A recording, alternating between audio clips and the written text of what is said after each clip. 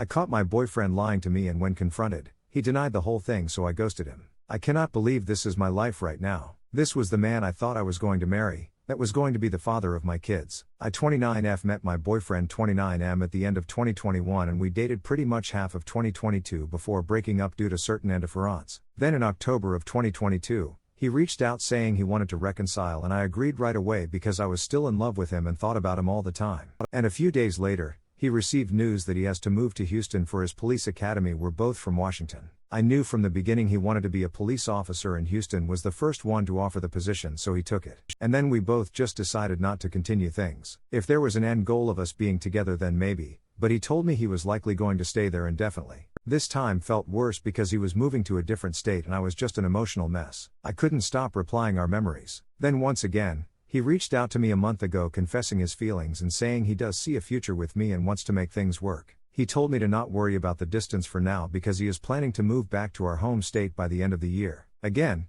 because I have to know self-control, I agreed to do this once again. Things were full swing. We were talking every day, met up a few times. He was back home for 3 weeks from the academy. If I'm being honest, that itself was a little fishy to me. Anyways, he had told me he needed to go back to Houston on the 16th of April, 2 days ago, and when he got there, he called me and we talked on the phone for a bit. And this was just pure curiosity on my end. But I asked him to send a photo of his room because I wanted to see what it looked like. 10 minutes later, he sends me a photo of his bedroom and living room. Being the nosy person that I am, I saved those photos, and to my surprise, when I clicked info, it says the photo was taken 2 minutes before it was sent to me, but wasn't taken in Houston but New York. And the other weird thing was that it was taken with an iPhone 12 when I know for a fact he has a 13 Pro Max. Now my mind was trying to decipher all of this. Was he lying about being in the academy so he asked someone he knows to send a photo of their bedroom living room? Was he in NY with some other chick? I honestly don't have a clue what the truth was, but I was already a bit suspicious about the academy. How could he have 3 weeks off from the academy? I remember him telling me he was here for a week back in February too.